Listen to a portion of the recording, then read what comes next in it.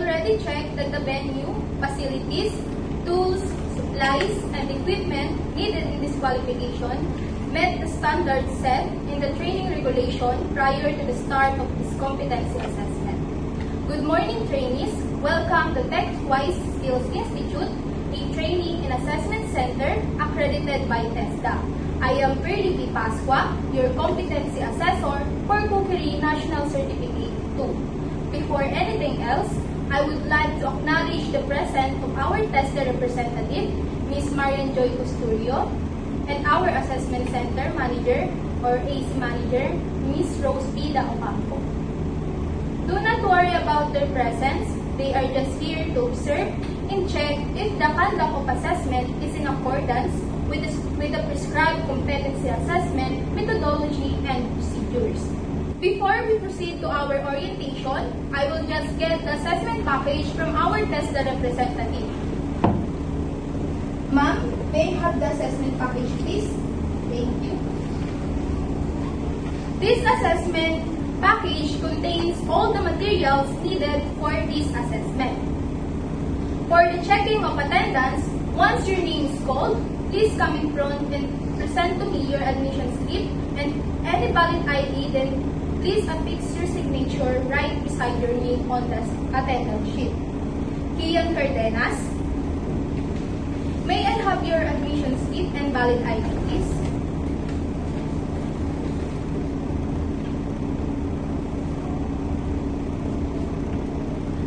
Please sign the attendance sheet. And you will be candidate number 1. Here is your candidate tag.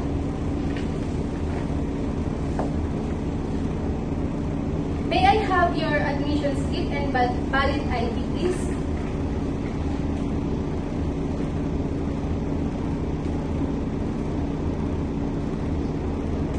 Please sign the attendance sheet, and you will be candidate number 2. Here is your candidate tag.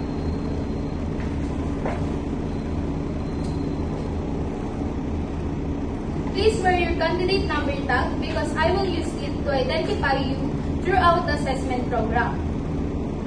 I have here with me your application form and self-assessment guide. This is an indication that you know and you can perform all the units of competencies enumerated in Cookery National Certificate 2 and that no one is forcing you to take this assessment. The purpose of this assessment is to measure your knowledge, skills, and attitude as well as to determine the level of your competency. If you met the minimum requirements for this assessment, you will be receiving a national certificate on Cookery National Certificate 2 for you to use in job application or job promotion, whether here in local or in abroad. This qualification is composed of 3 main competencies: the basic, the common, and the core competencies. And our core competencies is number 1, clean and maintain kitchen premises. Number 2, prepare appetizers and sweet desserts. Number 3, prepare culinary bases and salad accompaniments. And number 4, prepare diverse dishes and starches. 5, prepare and cook protein dishes. 6, prepare seafood dishes. And the last one is the packaged prepared food. The tasks to be performed are clean and maintain kitchen premises, prepare appetizers and sweet desserts, prepare culinary bases and salad accompaniments, prepare diverse dishes and starches, prepare and cook protein dishes, prepare seafood dishes, and package prepared food. You will be given 7 hours to perform all of the competencies of this qualification. My role as an assessor is to conduct the assessment, collect evidence of your performance, and make an assessment decision based on the evidence gathered. Your performances as evidence will be judged according to the 4 dimensions of competency, which are task skills, task management skills, contingency management skills, and job role environment, and also by using the 6 rules of evidences, which are authenticity, consistency, currency, recency, sufficiency, and validity. The assessment methods that will be used for this assessment are the demonstration, oral questioning, and written test. In the demonstration, all you have to do is to perform all the unit of competency enumerated for Kukiri National Certificate 2. To check your underpinning skills and the oral questioning, you will be given 3 questions for you to answer truthfully to check your attitude and underpinning knowledge. And lastly, in written test, you will answer 30-item multiple choice test to assess your underpinning knowledge. If you have any difficulties in understanding the instructions given with regards to the process of this assessment, just let me know so I can clarify and explain the instructions given to you in Filipino language. Candidates, I would like to inform you that during the assessment, please refrain from using your cell phones or gadgets because when the assessment starts, you will no longer allowed to use cellular phones, and cheating and poaching are strictly prohibited. Once you are caught, it will be grounds for disqualification. Please observe safety. The first aid kit is located near the door. In case of fire, there are fire extinguisher in front and at the back at the room. Fire and emergency exits are properly labeled. In case you encountered any untoward incident, please call my attention so we can give appropriate first aid. After performing all the activities needed for this assessment, I will give my feedback to you individually. So if you have any corrections, questions, or doubts about the results of your assessment, you have the right to appeal. Just submit a letter to the Tarlac TESDA Provincial Office. About the assessment results, we observe strict confidentiality.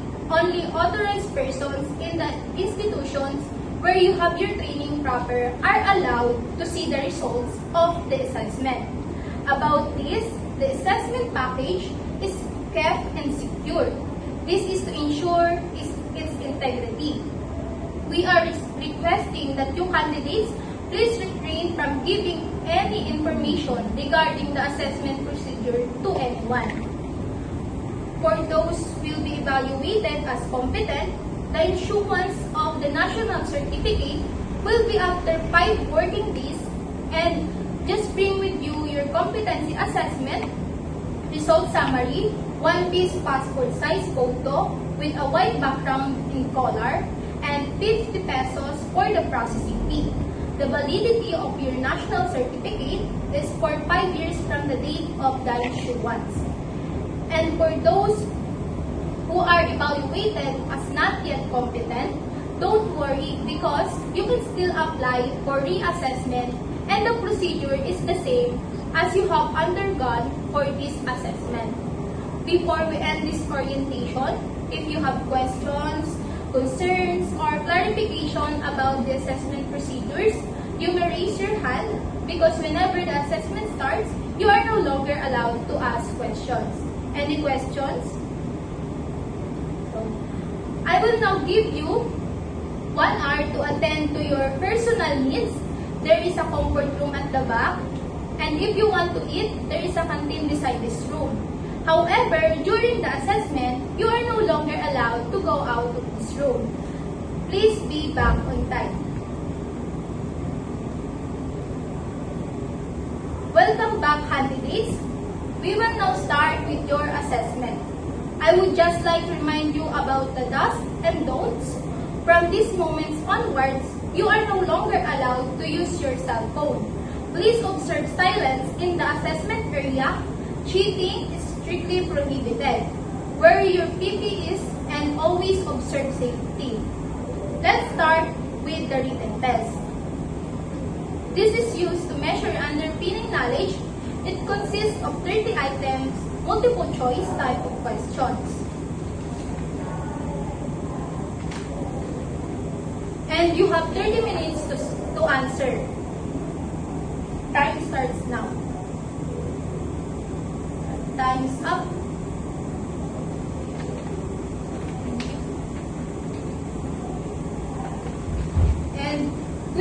now proceed to the demonstration. Here is a copy of the specific instruction. You have 10 minutes to read and understand. Then time starts now. Time is up.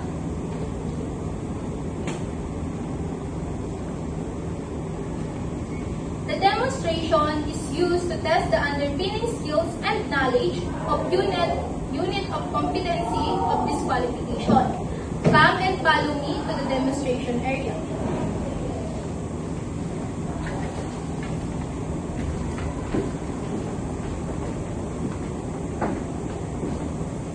Before anything else, I would like to remind you once again to always wear your PPE and observe safety as you conduct the performance for this assessment.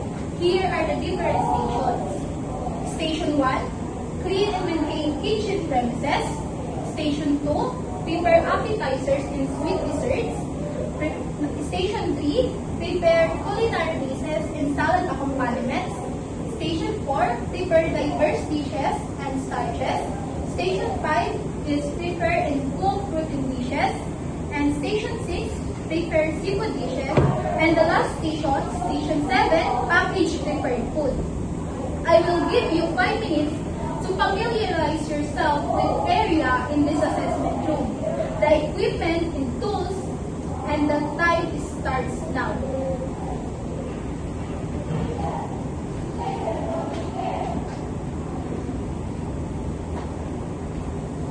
Time is up.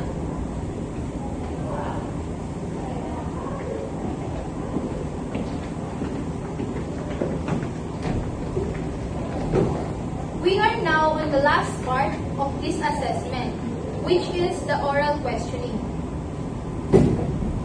I will be administering the oral questioning individually, so please candidate number 2, please proceed to the waiting area and wait for your candidate number to be called as I administer the oral questioning to candidate number 1. Candidate number 1, please come in the front.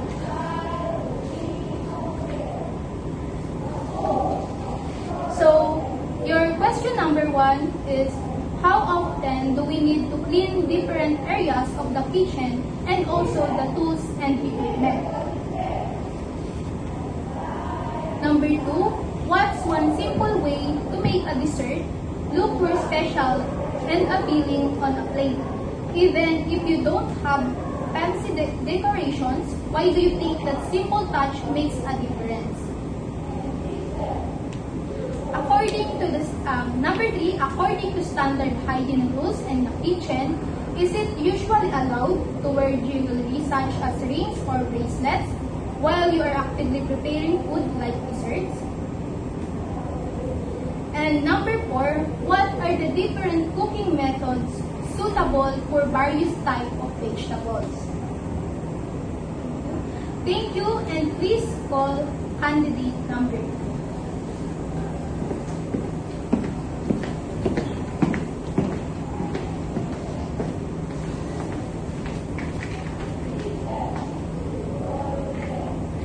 Candidate number 2, here is your question. Number 1 is, how do you store different types of appetizers and desserts to maintain their quality and safety? Number 6, while baking the leche flan in the oven, you notice that the custard on one side is setting much faster and looks like it might be overcooking, and while the other side still seems very liquid. What are 2 immediate steps you could take to try and help the leche flan cook more evenly? And number 7, what are the safety rules to consider when packaging prepared food? And the last question, what are some common techniques for cleaning and preparing different types of seafood? Okay. Please proceed to the waiting area for the result of this assessment.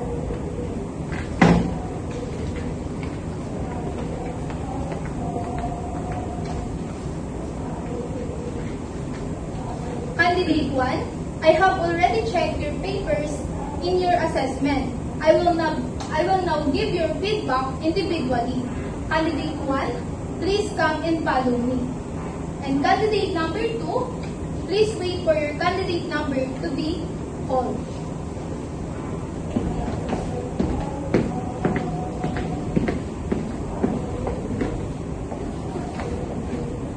Candidate 1, how do you feel about the assessment? Based on the evidence gathered, you performed well in your demonstration, oral questioning, and written test.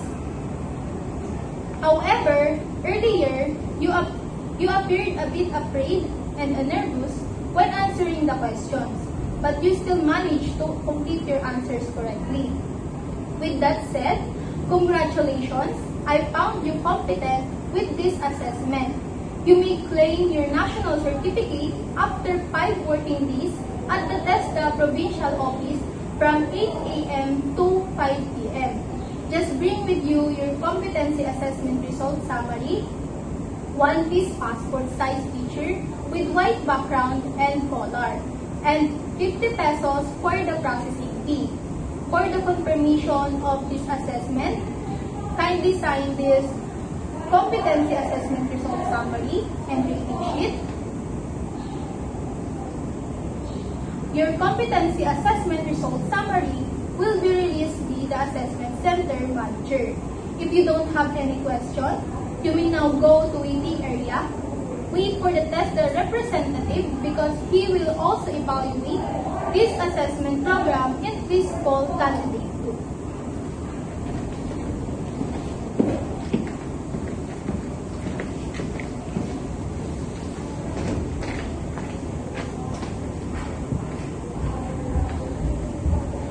Candidate 2, how do you feel about the assessment? Based on the evidence gathered, you performed well in your demonstration. However, you did not pass your written test and you also did not finish all the core competencies. Despite this, I observed your effort to manage your time and give your best to answer all of the questions in our oral questioning. With that said, Candidate 2, I have found you not yet competent with this assessment. You may still apply for reassessment in the process is the same. For applying or reassessment, just bring with you your accomplished application form and self-assessment guide. Competency assessment result summary, 2 pieces of passport size white background and color, and 500 pesos. You submit all your requirements in any TESDA accredited center and wait for the announcement of the next schedule of assessment. For the confirmation of this assessment, kindly sign this competency assessment result summary and rating sheet.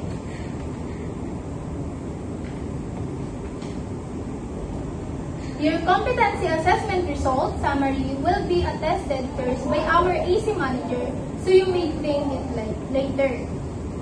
I will now give the assessment package to the TESDA representative.